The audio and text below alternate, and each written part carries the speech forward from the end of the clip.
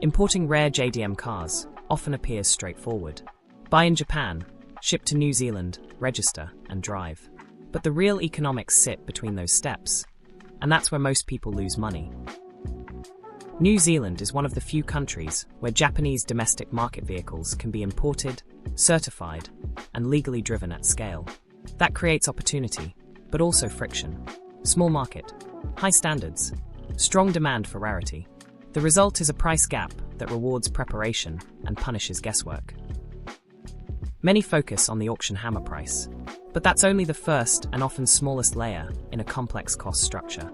There's the purchase fee, Japan agent commissions, inland logistics, international shipping, insurance, border clearance charges, biosecurity fees, entry certification, any required repairs, final registration, and, looming over all, GST. Every layer adds cost, friction, and time, and misjudging even one can unravel your economics. GST in New Zealand is a silent multiplier. Customs doesn't just tax the car.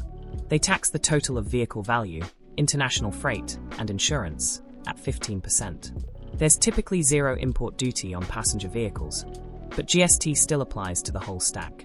Every dollar spent on shipping pushes your total tax higher, amplifying logistic expenses into predictable tax costs.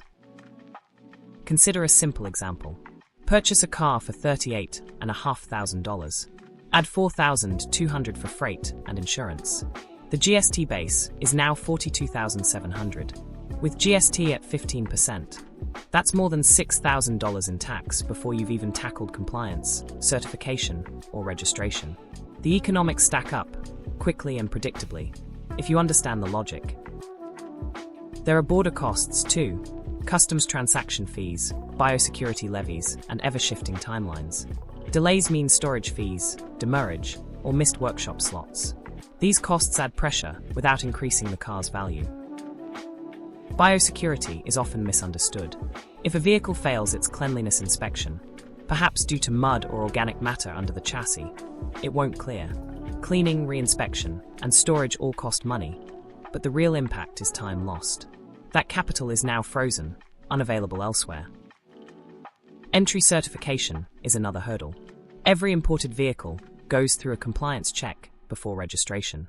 Where that might be overlooked in Japan could be grounds for failure here. Suspension, brakes, tires, lighting, each can drive up costs. This is where diligence during the Japanese inspection pays measurable dividends. Modified vehicles add yet another layer, low-volume vehicle certification. Depending on the modifications, a formal LVV cert may be required. The process has its own costs, but a bigger risk lurks if your modifications don't meet New Zealand's standards. Redoing work or changing parts can turn a smart import into a liability. With the right system, these risks are screened and managed before shipping. Two people can buy the same rare JDM car, but land in dramatically different positions. Luck isn't the difference, it's method.